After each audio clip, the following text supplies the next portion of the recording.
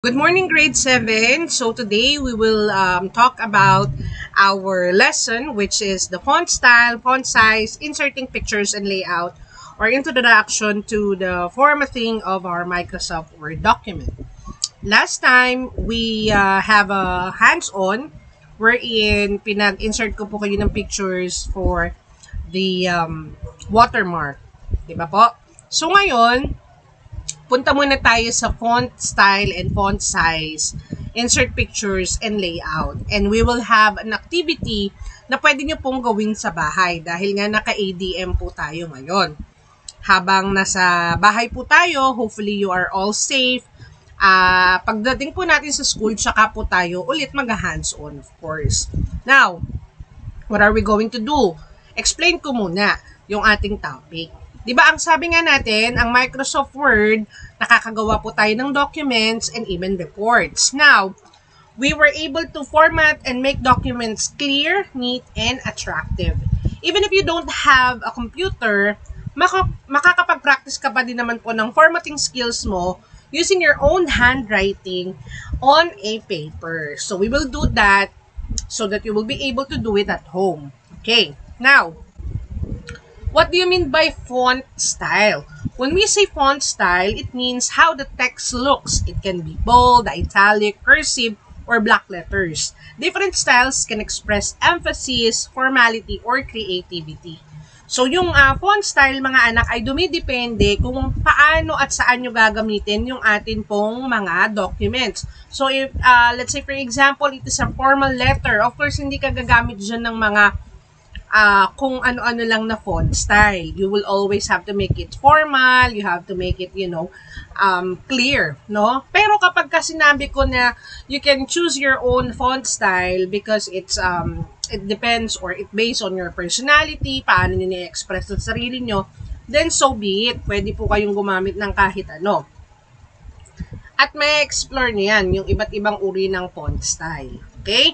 How about font size? From the word itself, the size, kasi mga anak, yung font size naman, nagre-refer yan kung gaano kalaki and kaliit po yung mag-a-appear yung inyong text. Big fonts are used usually for titles and headings, of course, kaya nga siya big. Kasi yun yung unang makakakuha ng attention. So, usually for the titles, usually pag yung gusto nating i-emphasize, yun yung mga binobold letters natin or yung mas malalaki na letters. And yung mga smaller naman for the paragraphs. Okay? Now, inserting picture. Sa Word, parang nung gumawa kayo ng watermark, pwede kayo mag-insert ng picture. Kahit anong picture.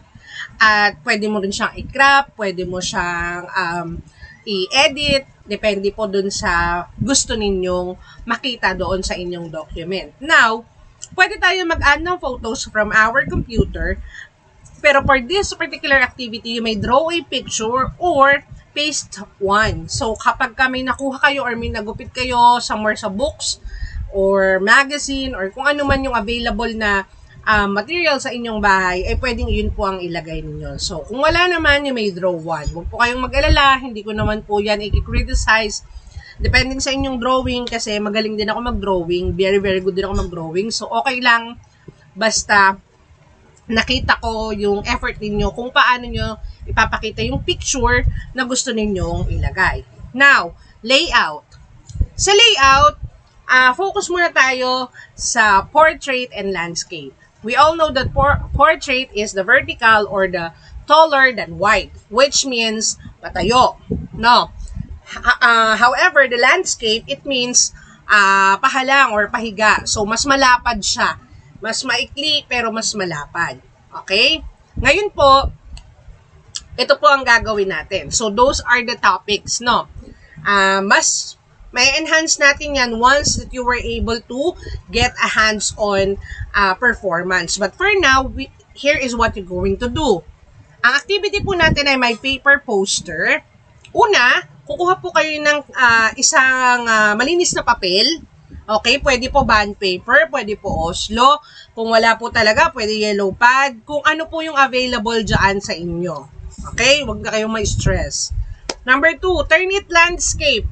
Again, when we say landscape, ibig sabihin this is horizontal, wider, mas malapad kaysa mas mataas. Okay, now, Write the title, My Favorite Place, using big and creative font style. Okay, using big and creative font style. Why?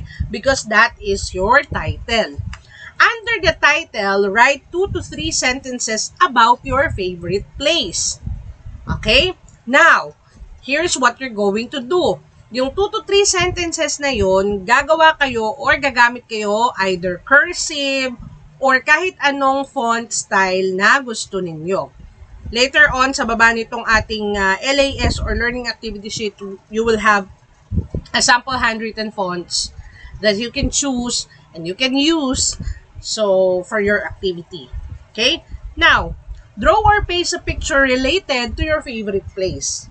So, after mong mag-create ng title, mag 2 to 3 sentences ka about the favorite place that you have, you will insert a picture of that place or may kinalaman dun sa place na yun. Pwedeng yun yung kanilang delicacy o halimbawa dito sa Bukawi, pwede mong ilagay ang pagoda. Kung sa Baguio, pwede mong ilagay yung strawberry, hindi po ba? Yung anything that will remind you of the place. Alright? Kahit isang picture lang. Kung mas madami, then more chances of winning.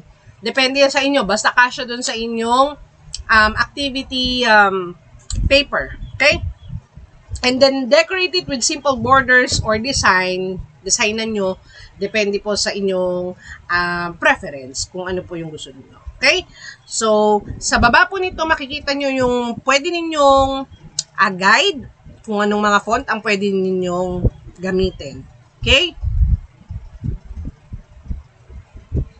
After that, dun po sa parting reflection, may nakalagay lang, put a check mark on the statements that applies to you. Okay? Mag-check lang kayo kung ano daw po yung inyong mga naunawaan doon sa ating lesson and as you do the activity. Sa pinakababa po, yung rubrics kung paano po kayo gegradean or paano po kayo lalagyan ng inyong scores depending on your activity. Kailan po ito ipapasa? Yung pinaka-hard copy po is pagpasok natin sa school. But I will encourage you to send a picture of the output before 1 p.m. kung kaya po. No, 1 p.m. only. Kasi we were practicing na tayo ay nasa school, so dapat po natatapos niyo yung activity at hindi po kung kailan lang gusto. Okay? That is discipline and that is a form of respect lalo na sa mga teachers ninyo. Okay po? So, before 1 p.m., send it to me via PM sa Facebook. Kung hindi po kilala or hindi po ako nasasenda ng message, you can send it through your GC and your advisor will send it to me. Okay? Have a blessed day and stay safe. Yun lang po. Pag may tanong, magtanong. Okay?